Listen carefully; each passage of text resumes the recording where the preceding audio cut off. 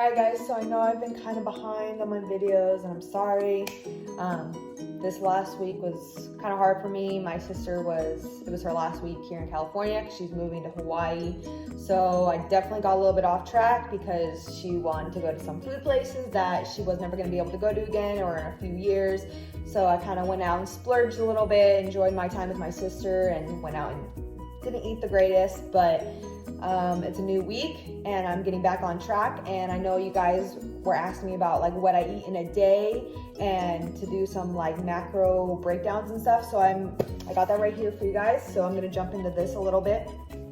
So I'll go over how I track it. I have a certain app type of thing that calculates what exactly percentages and numbers I need, so I don't exactly know how to count that for myself. I'm sure I could learn from my Kines class, but I don't got time for that. So for my low carb day, I allow 1,694 calories, okay? Calories doesn't really mean anything unless you break it down into the proteins, your carbs, your fats, and I do watch my sugar too. So I'm gonna talk about my low carb day. My next video will have my high carb day because that's a little different. And it's been really hard for me to hit my numbers because I need to eat a lot more and I'm just not used to it. My stomach's the size of my fist. It's so tiny now, it's hard for me to eat, but I have been doing better. So like I said, last week I fell off a little bit, but this week I'm getting back on track and I'm eating better now. So for my macros, if you look at your protein, your carbs, and your fat, you should have a percentage. So my protein is at 40%. So my diet, 40% of it for vitamin wise and supplements should be protein based. That's counting like grams wise. And then carbs is 35% and my fats are 25%. So you want to keep your fats lower because I'm trying to lose weight. So out of the 1,694 calories, I want to have 169 grams of protein, 148 grams of carbs, and 47 grams of fat. I'm about 51 grams of sugar right now, but I generally don't hit that because I like to keep them lower. I'm generally in the 30 range by the end of the day, but those are just my macro counts. So for my typical day, I will have liquid egg whites in the morning. I did do some breakdowns for these. So for my liquid egg whites, it has I do a serving size of 148 grams. It's honestly like a cup. It's a pretty decent amount, but once you cook it down, it's not that bad. For that serving size though, it's 100 calories, which is pretty low. Has 0 grams of fat, 0 grams of carbs, and it has 20 grams of protein. So that's pretty solid. If let's say by the end of the day, you need to get more protein in, it's not that high in calories. It's pretty low and it's just straight protein. So that's my number one go-to to start off the day. I'll have some of this low carb bread. I don't have it with me anymore. I got it from Sprouts. I'm not gonna say it was the greatest. It was, I don't have the count for it anymore, but it was like 50 calories per slice of bread. Low in carbs, had like nothing fat, but it didn't taste the best. But then again, when you're trying to get a nice body, you're not really going for food tasting good. So, and then I did half of a large avocado, which is 161 calories, 8.5 grams of carbs, 14.5 grams of fat, and 2 grams of protein. So in count, that was 278 calories. So I'm about 500 calories right now by midday. Going on to dinner, I will have ground turkey, white rice, white mushrooms, and some grilled bell peppers. Sometimes I skip out on the mushrooms or the bell peppers, just depending how I'm feeling. But in total, that's 401 calories, so that's my biggest meal of the day. When I cook my ground turkey, I will do some tutorials on how I cook my stuff, so I will actually videotape me throughout the day, what exactly, when I'm cooking it, when I'm eating it, how I weigh it out. So I'll make sure to do that for you guys, but I just kind of want to give you a little preview of what my diet's consisting of and how I calculate it. And generally throughout the day, I'll snack on, so I do have a protein shake. I do recommend, I take Protein Synthesis, it's vanilla. Let me show you guys real fast.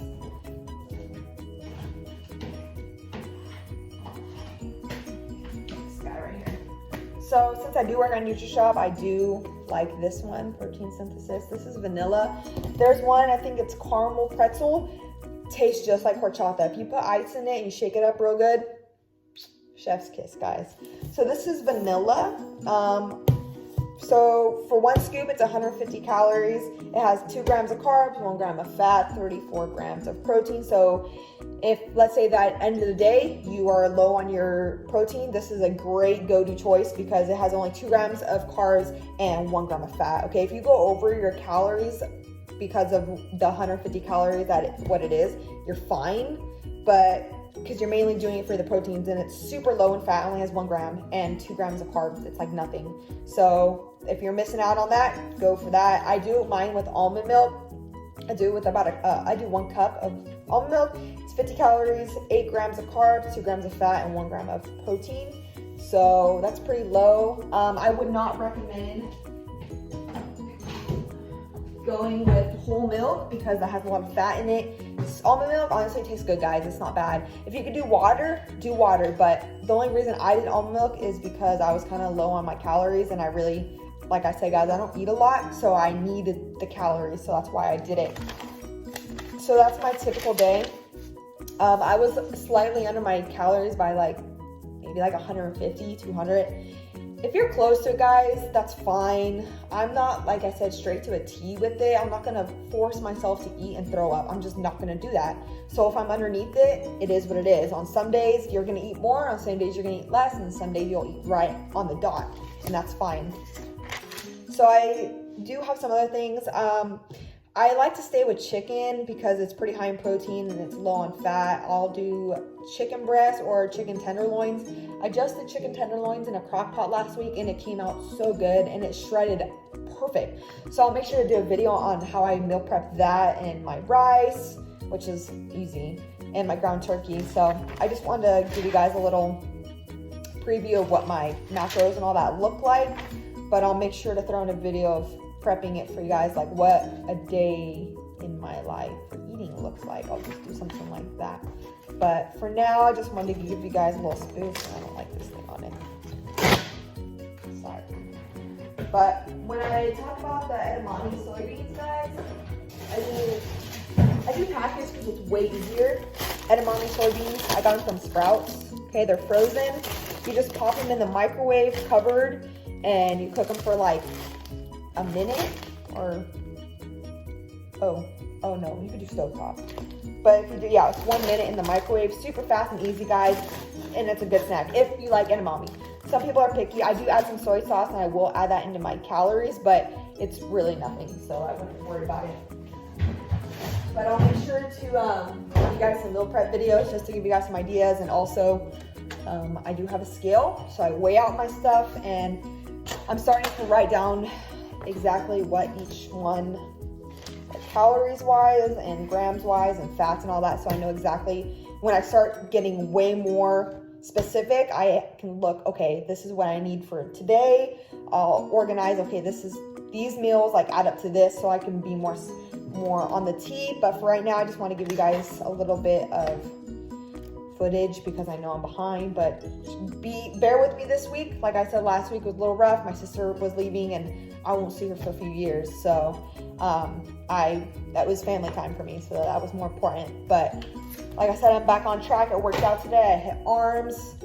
But yeah, I just want to say thank you guys for still continuing to watch my YouTube channel. I know I'm slacking, and don't worry, I'm gonna get on it. But yeah, thanks for watching, guys. About dynamic stretching. In the next clip, I'm going to talk about static stretching.